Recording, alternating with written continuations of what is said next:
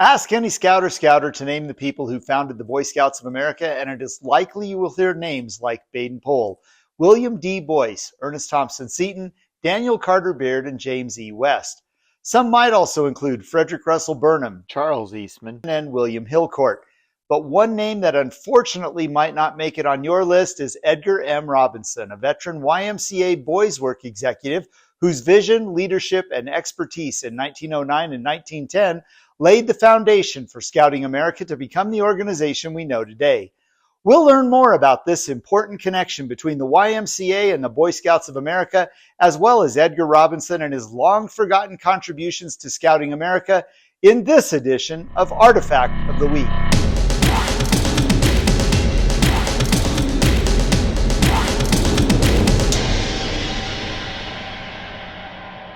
We start our story in London in 1844. Young men are migrating from the country to the city looking for work.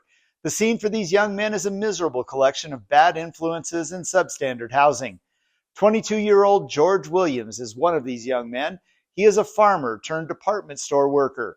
On June 6, 1844, Williams joined with 11 of his friends to organize the first YMCA as a refuge for young men seeking to avoid the unhealthy social and living conditions of the time and to improve their spiritual lives.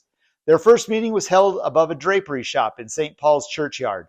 Williams and his friends wanted to be open to members who normally wouldn't be allowed to cross the otherwise rigid social classes of English society and to meet social needs in their community.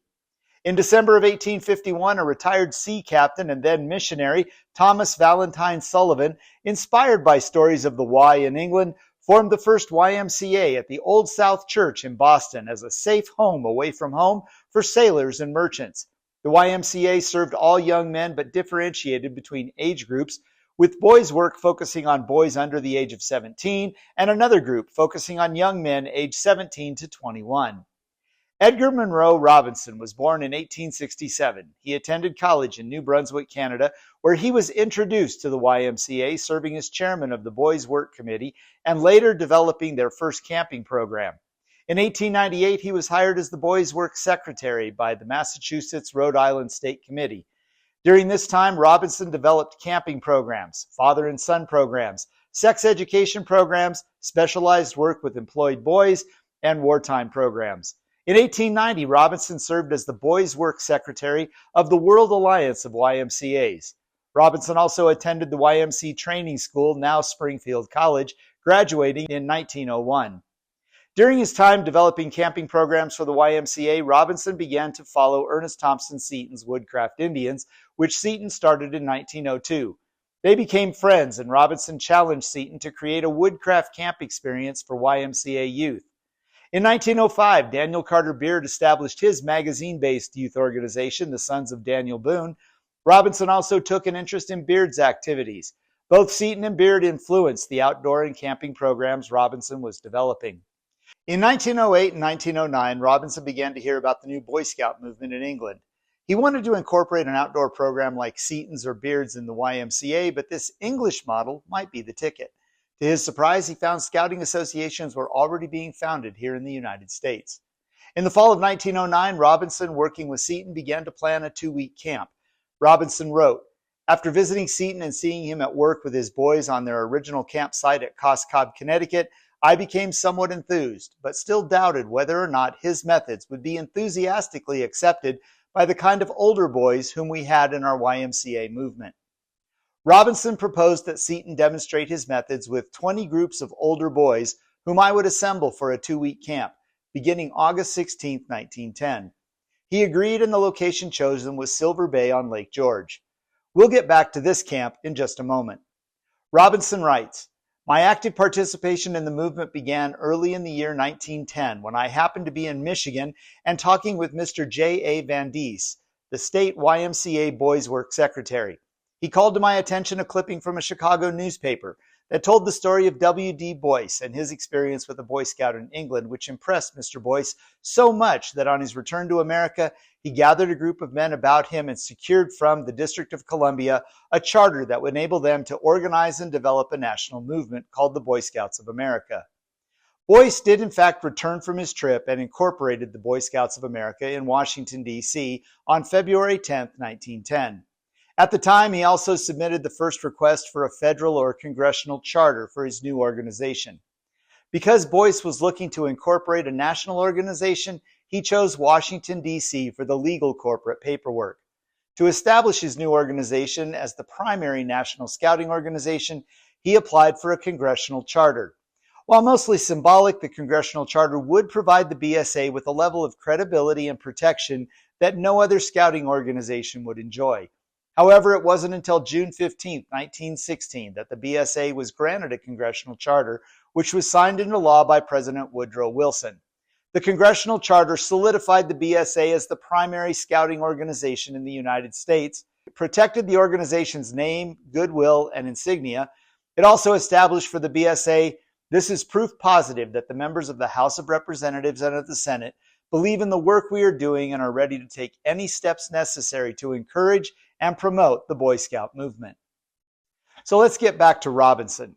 Robinson learned about Boyce's incorporation of the BSA in May of 1910. He knew he needed to meet with Boyce, see what his plans and intentions were, and find a way to establish a partnership between the BSA and the YMCA.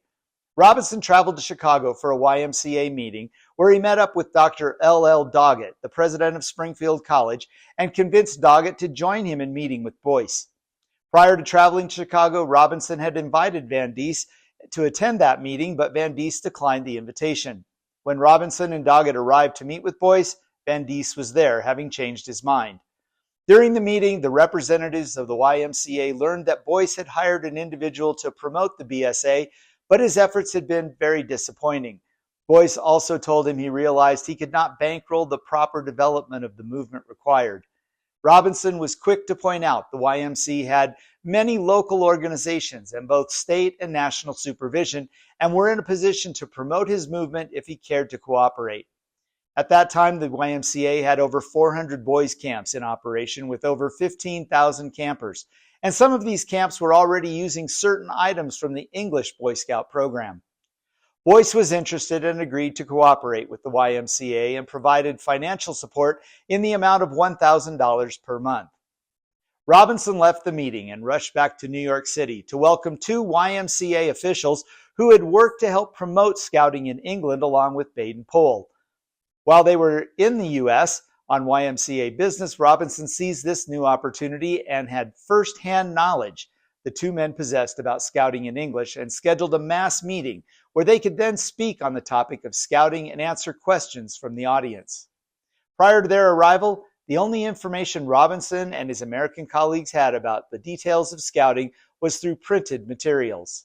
Unfortunately, their boat arrived late and they were unable to pass quarantine in time for the meeting. Robinson writes, "It was already evening when I learned they could not be present, and the YMCA authorities insisted that I was to blame.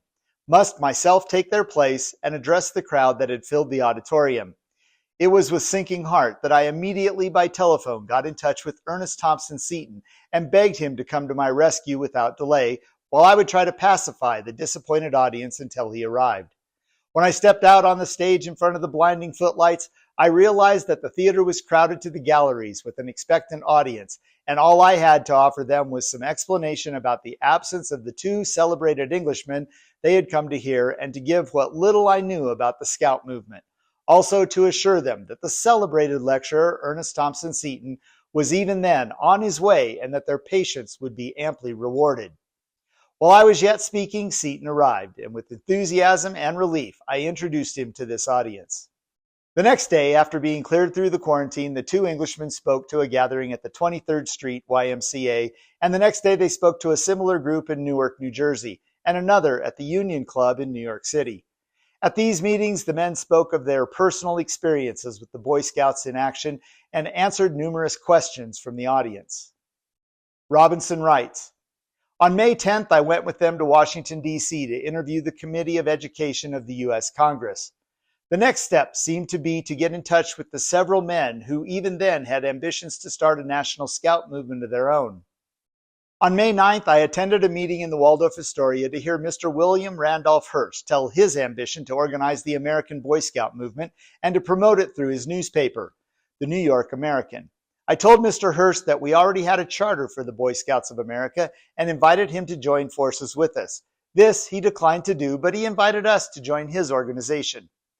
Next in line was the United States Boy Scouts with General Peter S. Bomas, U.S. Army retired, as its head. When interviewed, he saw the light and agreed to merge his organization with ours. The National Highway Protection Association also had similar ambitions, but yielded to persuasion. Colonel William Verbeck, principal of a military school in Manlius, New York, had just announced the opening of the national headquarters of the National Scouts of America. He was very agreeable to joining forces with us. There were other ambitious persons in Ohio, Kansas, California, etc., who had visions of a national headquarters for leather stocking scouts, Peace Scouts, and so on, but they soon realized that the Boy Scouts of America promised to be a growing concern which was well sponsored. The only one who chose to stay out of the combination was William Randolph Hearst, who continued to promote the American Boy Scouts and caused for a time considerable confusion because of the similarity of the names of the two organizations. On June 1, 1910, the BSA headquarters office opened in the YMCA building at 12 East 28th Street in New York City. It was an office space next door to Robinson's YMCA office. John L. Alexander was appointed managing secretary and a lone stenographer was assigned to assist him. Correspondence began to pour in faster than it could be acknowledged. More and more paid helpers had to be added until the one room was crowded and unopened letters at times were stacked like cordwood on the floor. While there is evidence that the initial interest in the BSA by the YMCA was for scouting to be a program of the YMCA, future actions proved that Robinson and others envisioned the BSA as a standalone organization that would deliver BP's scouting ideas with a decidedly American flavor. 2 weeks later, on June 15th, more than 20 organizations already engaged in work with boys were invited to a meeting that would be held on June 21st to discuss how to best develop and grow the organization. During the meeting on the 21st, a committee on permanent organization was appointed and given the power to operate the organization. They were also charged with developing a national committee within the next year. Everyone in attendance recognized the many complications they were facing and desired to avoid any hasty decisions that might create problems and regrets later in the process. Ernest Thompson Seton was named chairman. As events took place, a full year proved unnecessary, for the permanent organization was completed October 27th, and the new National Committee held its first meeting on November 22nd. To provide for a legal succession of title, the original incorporators met in Washington on October 25th and appointed a board of managers with power. This board of managers included representatives not only of the original incorporators, but of various organized movements for boys. Of the 13 or so appointed, at least 9 were already members of the Committee of Organization appointed in the meeting of June 21st. On October 27th, a joint meeting of the Board of Managers and the Committee of Organization was held, where the committee handed over its records and holdings to the Board of Managers and the committee was dissolved. Now let's go back to the 2-week-long camp at Silver Bay we talked about earlier. When Robinson challenged Seton to develop a plan for the camp, it wasn't intended to be the first official Boy Scout camp. Robinson wanted to see if Seton's Woodcraft program would resonate with the youth in the YMCA program Robinson was responsible for. Each group of 7 older boys with a volunteer leader from 20 different cities was to bring a homemade teepee tent and cooking equipment. The plan was to camp like Indians. There were to be no experienced YMCA secretaries in charge. Seton was to have full charge of the program, but an abundance of YMCA men attending the conference at Silver Bay Hotel were to be at liberty to witness the camp and criticize but not participate. Mr. W.D. Murray, who wrote later on the history of the Boy Scouts of America, was at that time chairman of the YMCA Boys Work Committee, under which I worked. He was also chairman of the Property Committee of Silver Bay and secured for us permission to camp in the woods by the lake. Seton was in charge of the camp, but all 3 of us had become members of the organizing committee of the BSA. Seton, as head of the Boy Scout movement, felt his responsibility, but he knew the program of the Seton Indians much better than that of Scouts. His effort to mix these 2 programs were interesting. So the experimental camp at Silver Bay, August 16th to September 1st, 1910, being the first camping experiment of the Boy Scouts of America, the site of that camp is now memorialized by a permanent council ring. Dan Beard participated in the camp towards the end of the event. Later in September 1910, Baden-Powell came to the United States, Robinson and Dan Beard welcomed BP upon his arrival at the Waldorf Astoria Hotel in New York. Seton joined the group, and the four of them proceeded to visit Theodore Roosevelt in the editorial rooms of the Outlook magazine, where they secured Roosevelt's interest. During the visit, BP was the guest of honor at a banquet held on the 23rd. Seton served as the master of ceremonies and introduced BP as the father of scouting movement. BP dismissed the title, claiming that the idea of scouting for boys is an evolution of ideas gathered from many sources. The list included the programs worked out by Seton for his Seton Indians, the program of Dan Beard for his Sons of Daniel Boone, the codes of Zulus, the Red Indians, the Pacific Islanders, the Knights of King Arthur, and the Boys Brigade, to name a few. He added, but mainly from my own experience in training young soldiers and the South African Constabulary.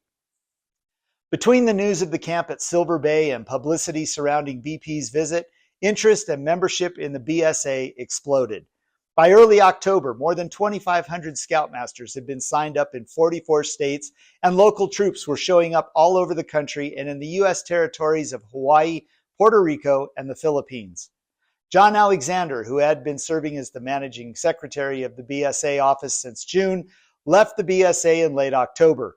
Before his departure, Alexander published and circulated a 54-page booklet and got the Minute Tapioca Company to print 500,000 copies.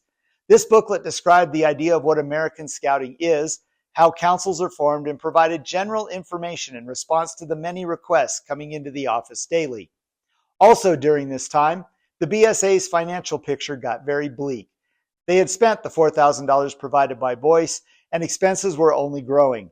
The Board of Managers was struggling and asked the YMCA to place Robinson on a leave of absence so he could focus his attention on the daily management and the operations of the BSA. The YMCA agreed, and one of Robinson's first tasks was to hire a financial secretary to address the organization's growing financial needs. Once the Board of Managers had secured the services of Robinson from the YMCA, they offered him the permanent role as executive secretary of the organization. Robinson declined. While he valued the organization and what it had to offer, he felt his calling remained with the YMCA, so he started the search for the next man to lead the organization and build on the foundation that he helped lay. Soon the names of James E. West came to Robinson's attention. West was an enterprising young lawyer in Washington, D.C. He had been active in the Washington YMCA, the Playground Movement, and the Child Rescue League. He had worked in the government on child welfare issues and concerns. Robinson approached him about taking over the helm of the fledgling BSA, and at first the financial instability of the organization caused West to decline the offer. Robinson countered with the opportunity to take the position for 6 months, and if it wasn't a good fit, West could resign and return to his private law practice he had recently started and to the other youth-serving interests he was involved with no one bearing blame for the mismatch. West accepted the offer and started as the executive director of the BSA on January 1, 1911. In order to put some distance between the YMCA and the BSA as separate and distinct organizations, the BSA also moved to a new office on Fifth Avenue in New York with West's arrival. Following West's hiring, Robinson returned to the YMCA and the work he was doing there. From 1921 to 1927, Robinson served as the Boys' Work Secretary of the World Alliance of YMCAs, a post he held in Geneva, Switzerland. Robinson returned to his alma mater, Springfield College, in 1927 as a faculty member and the honorary director of boys' work courses and the advisor in principles and methods in work with boys. Robinson was granted an honorary Master of Humanics degree from the college in 1928. He played a large role in the organization and implementation of the college's freshman camp, which was first held in 1930. The freshman camp tradition continues today with the college's outdoor pursuits program for incoming students. Robinson brought the many ideas of boys' work and the physical education from the YMCA and the Boy Scouts of America to Springfield College and its freshman camp. In addition to playing a part in the camp's inception, curriculum, and execution, Robinson also assisted in the construction of 2 camp lodges, Puquana Lodge and the Pueblo of the Seven Fires. After retiring from Springfield College in 1937, Robinson returned to the YMCA in an initiative to bring its ideas to high schools across the country through the High Y program. Robinson was also an avid researcher and writer. He wrote about his friend and colleague Ernest Thompson Seton in Ernest Thompson Seton, An Unforgettable Personality. He also chronicled the histories of the YMCA and the Boy Scouts of America in his manuscripts, Early Years of the YMCA's Work with Boys, and Recollections of the Early Days of the Boy Scouts of America. In his manuscript on the Boy Scouts, he writes about a letter he received from W.D. Murray, author of Scouting Marches On, the history of the BSA's first 25 years. When he says in his letter to me that he regards me as the father of the Boy Scouts movement in America, I know exactly what he means. He did not refer in any way to any contribution that I might have made to the program, but only to my efforts to get the movement established on a firm foundation in America. He goes on to talk about Seaton's contributions in those early days. Mr. Seaton, at the beginning, occupied the position of Chief Scout and tried his best to merge his Seton Indians in the Boy Scouts of America. Though his time was valuable, he gave it without stint and paid all his own expenses without any remuneration. He and I journeyed together to the summer White House to call on President William Howard Taft and secured his consent to serve as honorary president of the new movement. Robinson died in Springfield on April 9, 1951, and in many ways, his contributions to the founding of the Boy Scouts of America died with him. Well, that's all the time we have for this week. Join us next time as we continue to learn more about the history of Scouting America through the collection of the National Scouting Museum and Artifact of the Week.